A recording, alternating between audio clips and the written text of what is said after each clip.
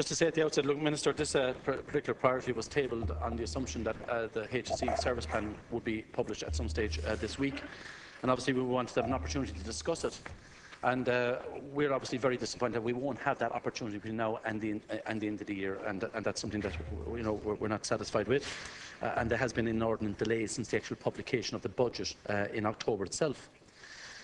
Now, Minister, with any stretch of the imagination or even trying to stretch credibility to its nth degree, the difficulty that we have with regard to HSE service plans is that this particular one, again, is based on a lot of assumptions and premise. And when you look at the savings that were identified in the original back-of-the-envelope service plan estimate that was announced to this House in October by the Minister in the context of the estimates, it showed quite clearly that you're already putting the health services on an unsustainable path again for 2014. That was quite evident. There was a rearguard action fought by the officials in HSE and the Department of Health, and yourself from time to time pretending that you stood up to the Minister for Finance with great bravery. But the bottom line here, Ministers, can I ask, how can you expect to deliver healthcare without any cutbacks to frontline services? Deputy, your 30 seconds is up. Oh, it's only 30 seconds? Yes, that's it. Deputy O'Crellon, I have to raise this matter at the CPP this evening. There's only one person, if they group questions in accordance with standing order, there's only the first person is the only person who can introduce the subject. Which we group them in that case. Well, I mean, I'll have to deal with it this evening at CPP. And what about the President? What about the President, I'm not allowed to invite you to your 30 seconds. Thank you. Minister. Yeah, well, can I say at the outset, I mean, I have sympathy with Deputy O'Crellon. The priority questions are equally a priority for him. I mean, if we don't wish to group them, you can answer. I'm more than happy now to answer them seriatim, individual, one after the other. All right. Okay. Fine, thanks. So just in relation to some of the opening comments by Deputy Kelleher, talking about stretching credibility, I thought that was your party's forte. And as for unsustainable path, again, we have sustained the health service, not just sustained the health service over the last 12 months, but in fact improved it, as is witnessed by the improvement in inpatient waiting times, in the number of people who must endure long trolley waits. Still too many, more to be done, without a doubt. But again, I pay tribute to the men and women who work in our health service for the extraordinary job that they've done in the face of 20% reduction in budget and 10% reduction in staff. But to come to the question directly, the health service... seconds left. Okay, well, look, the health service executive plan will be put before the House at will be laid before the Oireachtas at 10:15 this morning. In years past, it would be very often this time of the year or later before it would be presented. We have the budget earlier this year. We are faced with a very challenging year in terms of the challenge that we face in terms of the finances available to us. But we've had very good news this morning from the RSI and their projects for growth in the domestic economy, and I believe that this country is now looking more forward to the future with a real sense of hope, having got out of the bailout, and I believe that the health service can play its role in that as well. So I reject any assertion that we didn't sustain a safe health service last year. We not alone sustained it, but we've actually made it better in terms of the impact it has on people and the long waits that they had to endure in the past. And I might remind the Deputy again that it's only January 2 years ago, that there were 569 people in trolleys in this country. Today that figure is under 300. So we've had a 34% reduction in the number of people who endure long trolley waits. Thank you. Thank you. Deputy. Yeah, well, look, Minister, we know very clearly that there hasn't been a sustained improvement in the health services. Anything but. If you actually look at the waiting list, for example, you will see quite clearly that there actually is an incremental increase in people waiting for procedures in this country. Now, you talk a lot about trolleys and the number of people waiting in trolleys, and there's been a 34% decrease in the number of people waiting in trolleys. And yes, I will grant that. But, Minister, what you're now forgetting is that there is over 380,000 people who can't even get to see a consultant in a timely fashion. And you said to me at the start of the year that that wasn't a number you weren't too concerned about. 380,000 people was a number that could be that could be dealt with. That could be dealt with quite quickly in view of the fact that over 200,000 people are seen monthly by consultants. Sorry, this is a supplementary question. The problem here, Minister, is that there is an alarming increase in the number of people waiting for consultants. There is an inordinate delay in the number of people trying to see consultants. So when you talk about sustainable health services, you know, we would want to actually acknowledge that there are inherent problems that are still evident in the health services. Minister, 1 minute, thank you. I'll tell you what the real problem here is. You don't recognise the truth at all. All you want to do is fantasise. I never said any of those words that you uttered there. I said there was 300... No, let me finish now. 386,000 people is what we discovered to be on the waiting list, something that you in government ignored, didn't want to count, didn't want to tell the people the truth. We've been up front and told the people how many people are waiting. And I said it was an awesome figure, but that it had to be put in context because we see 200,000 people every month at our outpatients, and we would deal with it in the same way as we dealt with the inpatient waiting times, by looking after the longest people, the longest waiters, the first. Now, in relation to 386,000. There aren't 386,000 on that list anymore, Deputy Kelleher, because since we first discovered this and counted it and validated it in March, there's been a huge reduction. However, we're dealing with that question later on in questions, so I'll deal with the service plan here today and tell you that it is a challenging year ahead of us, but I'm very pleased that we were able to get some extra money during the course of the consideration of the validation process around some of the figures.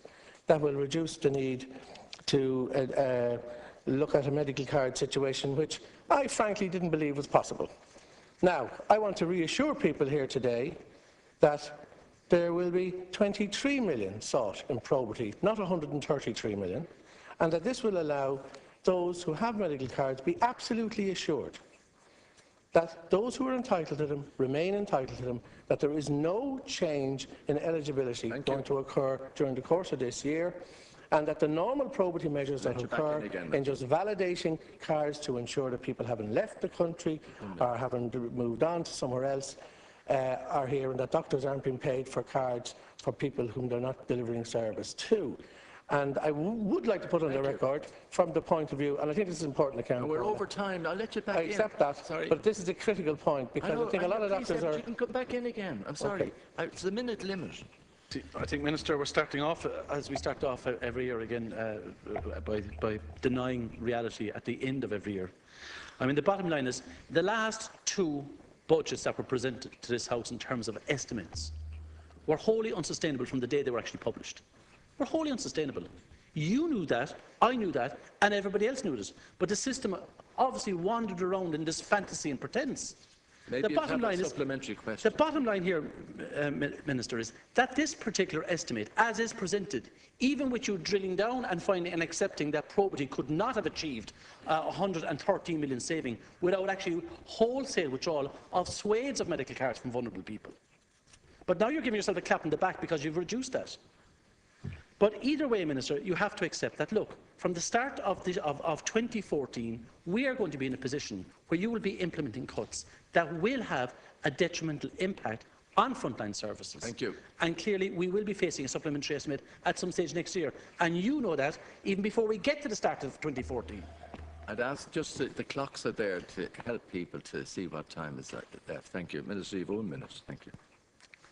Deputy, you know, we had this actually at the committee, and you would like to let the world believe that in your tenure in government there were no supplementaries in health. Yet having quadrupled, more than quadrupled the health budget between 1997 and 2009, in 2010 you came in with a whopping 595 million of a supplementary. And you talk about fantasy on this side of the House. You have no sense of realism at all. All you're good at is the good old Charlie Haughey trick of if I say it often enough, it becomes so. Well, that's not reality. I'm sorry, I'm sorry now. It's well. Sorry. Yeah, exactly. Look, I mean, the reality here is, yes, we face a very challenging year. Yes, our economy is recovering, but we have to keep looking to make ourselves more efficient at all times. I want to congratulate again the people who work in our health service for the great job they've done. I want to acknowledge that our waiting times are reduced. And, you know, there was countless hundreds of thousands of people waiting for inpatient treatment longer than a year when I came in to this government. It's now people don't wait, and nobody will wait, hopefully by the end of this year, longer than 8 months for an inpatient treatment. But we will come to that later. Question number 2. Will the Minister accept that it is absolutely objectionable? Sorry, would you introduce, you know, this is a separate question. Yes, I'm dealing with question number 2, Councillor Corley. Will the Minister accept that it is most unacceptable that opposition spokespeople are dependent on leaks through the media, purposeful leaks, in order to have some sense of the detail contained in the National Service Plan, and that detail will be announced sometime, presumably later this morning, and that we don't have that information here, when it should have been? It should have been shared immediately on sign-off. If it was being leaked to the media yesterday in order to appear on the front pages of the print media this morning, we most certainly should have been brought across its detail. I want to ask you, Minister, do you not accept that that is the case, and that this is indeed the chamber where the detail of the HSE National Service Plan should have been announced? Minister, you have confirmed in your initial reply that it was 133 million, not 113. You can come back in a minute. Therefore, 110 Sorry, the 30 seconds is to introduce your question, not to have speeches. Thank you. Thank you, Councillor Corley. Can I just make the point that the HSE service plan will be placed before the Oireachtas, as is required, at 10:15 this morning. Now, the plan took quite some time to prepare because of the challenges that we face, but I think we have managed to address many of the main issues of concern to people. That doesn't mean that we're going to have an easy year. It's going to be a very difficult year. But we'll continue to work hard to implement it. And I reiterate my underlying principle, which is that I do not wish to see services cut.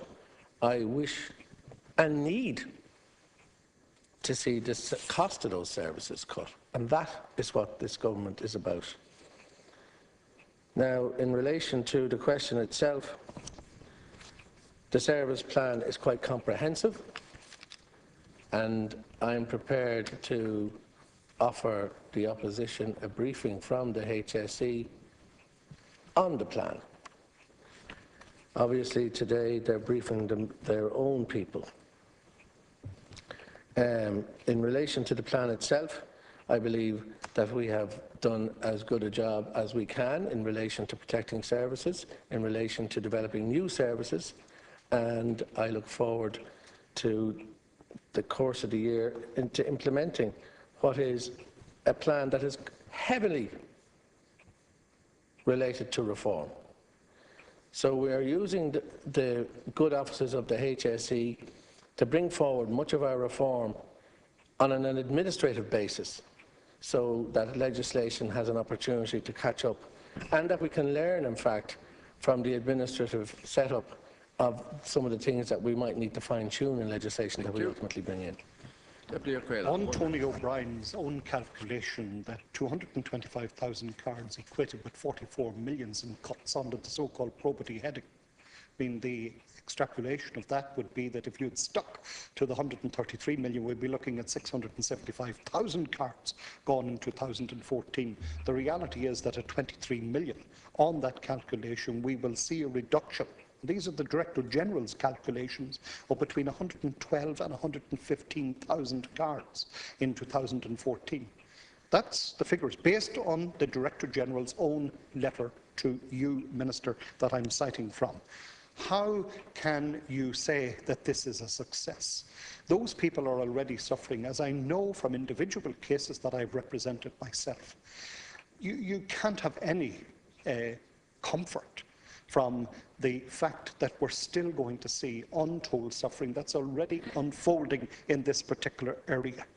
Whatever the figure, thank you.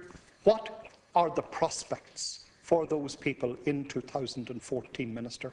What can you say that will offer them any comfort as they face the loss of their medical card in the coming year? Thank you. Minister, 1 minute. Thank you. Count I don't know if there's something wrong with the air filtration in this House, at the air system. I mean, again, I have a deputy across the House telling me that I called something a success. I never used that word. I didn't say that. I said it was going to be a very challenging year and a very difficult year. I never described it as a success. But to come to the substantive question that you ask, if you average out the cost of a medical card at roughly €1,000, and you're purely looking at a situation where you're going to remove cards on that basis, then the figure of 115,000 medical cards, 113,000 medical cards, or 133,000 medical cards might not be an unreasonable assumption. Of course, there are many other factors involved in that at the time that the implementation would take place. Now, I want to put on the record of the House, as I've done elsewhere, I know what probity means. Probity doesn't mean a change in policy. Probity doesn't mean a change in eligibility. Probity means ensuring that those who are entitled to medical cards have them, and that those who are not entitled or are no longer entitled don't have them. It also means ensuring that doctors and pharmacists and dentists, the fees that they claim are appropriate and right and proper. Now, I expressed concern at the outset at the possibility of achieving that level of saving with just a pure probity measure. And I made it very clear that we weren't going to have a policy change, and I wasn't going to have a policy change. So I think I can stand here with absolute certainty and reassure people who have medical cards, nearly 2 million people in this country, that they have nothing to worry about. Thank you. That the normal probity measures will continue in just terms of regular checks, which is something that we would be held to account for if we didn't do at the Public Accounts Committee.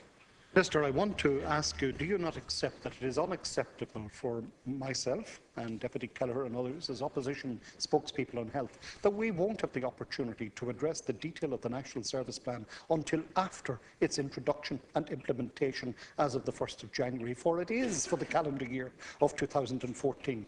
Let me ask you a couple of specific questions. In relation to provision, as speculated in the media this morning, for the bilateral cochlear implant programme rollout, I note a figure cited of just over 3 million.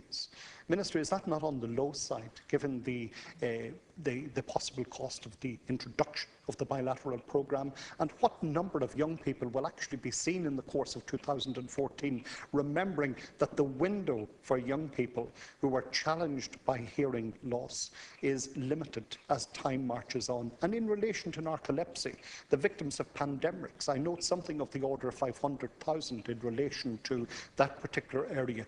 What services will that provide for? Minister, I conclude with this point. It is really unacceptable that we are here and you're introducing and circulating this at 10:15 this morning. We should have had that at 10:15 at the latest last night in order to prepare for detailed questions to you. And as for your claiming a success, you want to read the pages. You don't have to say it when your spin doctors are out there saying it, suggesting that this was a victory for you. Sorry, this is question time. Sorry, Deputy, it's question time. Listen, now from now on, I'm going to strictly adhere to the rules. It's unfair to other deputies. If somebody takes up, we're 22 minutes on 2 questions. There's supposed to be 6 minutes per question. Now, I'm going to stick rigidly. You have 2 minutes of the minister to answer and 1 minute of a supplementary by each following the replies. That's it, because it's unfair to other deputies whose questions are never reached. Now, Minister, would you please respond? You have 1 minute. Thank you. Well, in the 1 minute I have, I shall certainly respond.